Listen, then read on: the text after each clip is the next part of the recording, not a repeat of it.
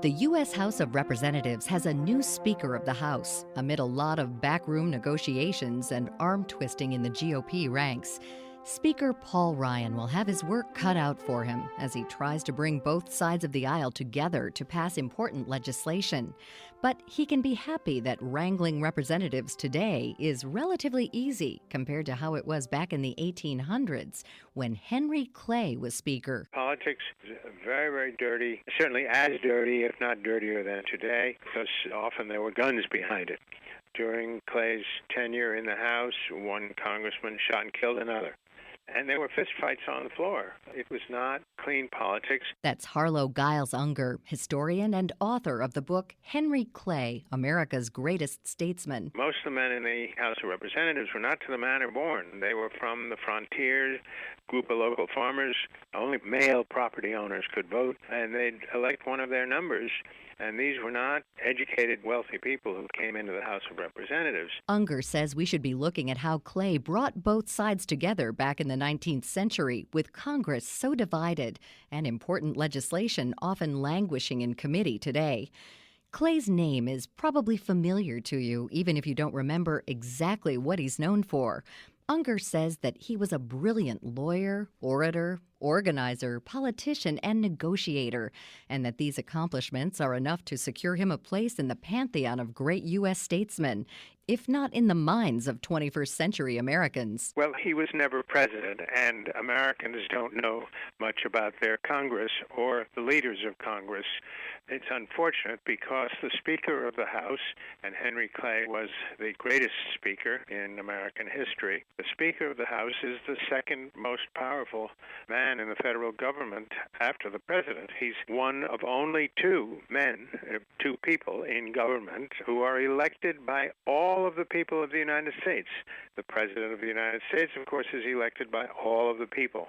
The Speaker of the House is called the elect of the elect because he is elected by all the representatives who represent we the people. Before he was elected to the U.S. House, Clay served in the Kentucky State Assembly and enjoyed a successful career as a lawyer.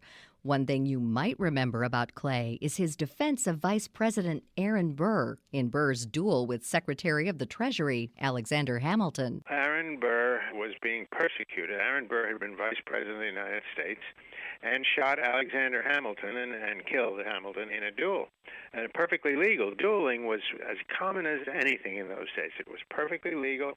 But Jefferson hated Aaron Burr and sought to get even with him and convinced the prosecutors in New Jersey and in New York State, where the duel didn't even take place in New York, to bring charges of murder against Aaron Burr. Unger says that Jefferson's prosecutors were persistent, dogging Burr's steps wherever he went. Aaron Burr turned to Henry Clay, who was by now the greatest lawyer in the West, to defend him. And Henry Clay did, and he was acquitted twice before Henry Clay was named senator for Kentucky in the U.S. Senate and went back east to the Capitol and no longer could handle criminal cases. Twice, Clay was appointed to take over unexpired terms in the U.S. Senate. And then, in 1811, he was elected to the U.S. House of Representatives from Kentucky and made Speaker. It was here that he made many of his biggest contributions to the nation. Unger says that Clay was a great negotiator, and his talents helped keep the Union together when Missouri applied for statehood as a slave state.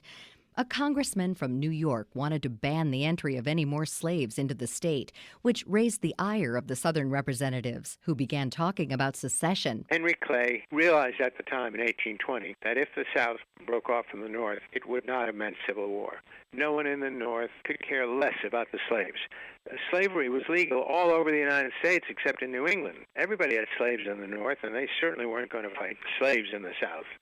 So they would not have gone to war. What would have happened, though, is the nation would have broken up into two and maybe three smaller, very weak nations who would be vulnerable militarily to an invasion by either the British, the French, or the Spaniards. And Clay was not going to have that. Unger says that Clay had a vision of the country remaining united and becoming a large, powerful nation that stretched from the Atlantic to the Pacific. So he looked for and found a solution. Maine wanted to break off from Massachusetts, so Clay proposed that Maine come in as a free state, Missouri as a slave state, no restrictions on either one, and it kept the balance of power in the Senate. It kept North and South in the Union together, unhappily maybe, but in the Union, and allowed the nation to continue growing. That growth was facilitated in no small part by Clay's idea of the American system, which was the precursor to today's extensive interstate highway and railroad systems. Mr. Boehner, who just resigned as Speaker, had trouble with working with one president.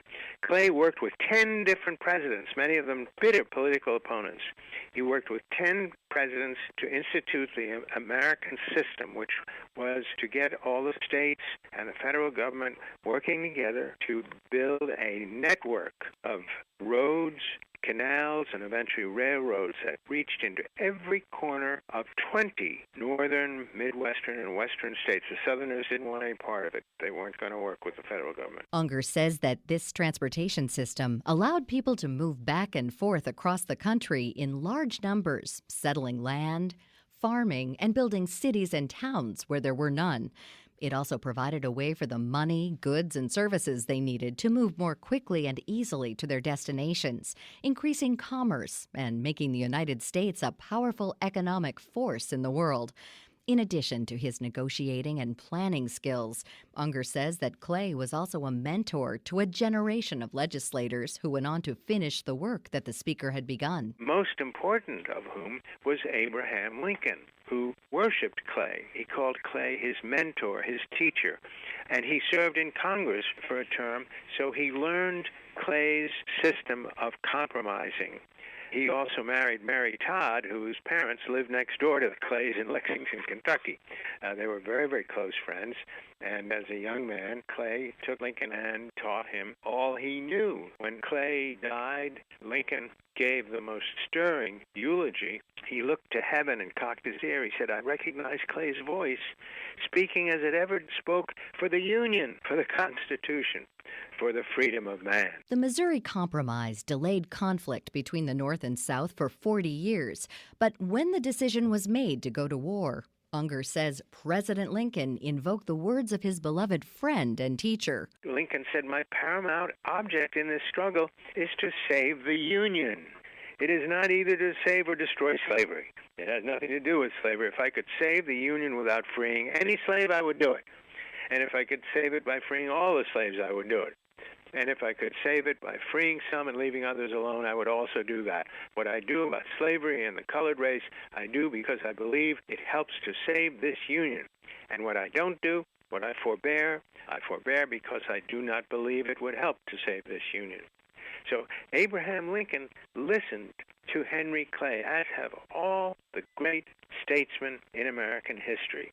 And we just have to hope that the fellow who replaces John Boehner in the House of Representatives has studied and will listen to the words of Henry Clay. In addition to his work in the House, Clay served as Secretary of State and was elected to the U.S. Senate.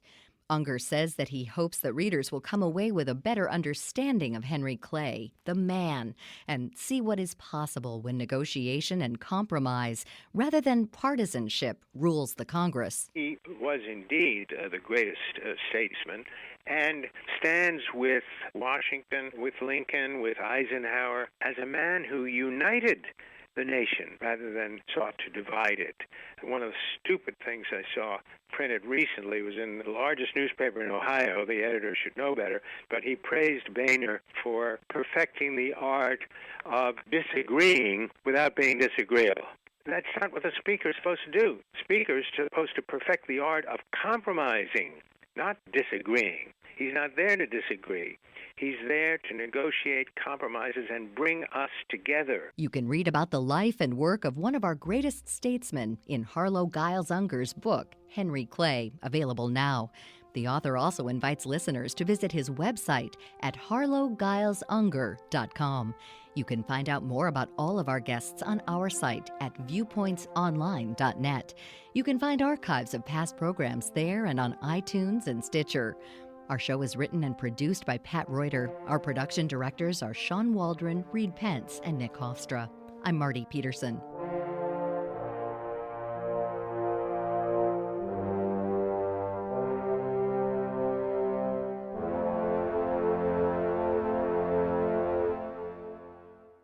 Medicare and their list of suppliers continue to change, so if you have diabetes, it may affect where you get your testing supplies. But rest assured that your number one doctor-recommended one-touch testing supplies are always covered by Medicare Part B at your local pharmacy and approved mail-order suppliers. Dr. Brian Levy, Chief Medical Officer at LifeScan, maker of one-touch products. Some mail-order suppliers may offer a limited selection of diabetes testing supplies.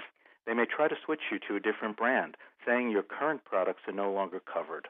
That's just not true.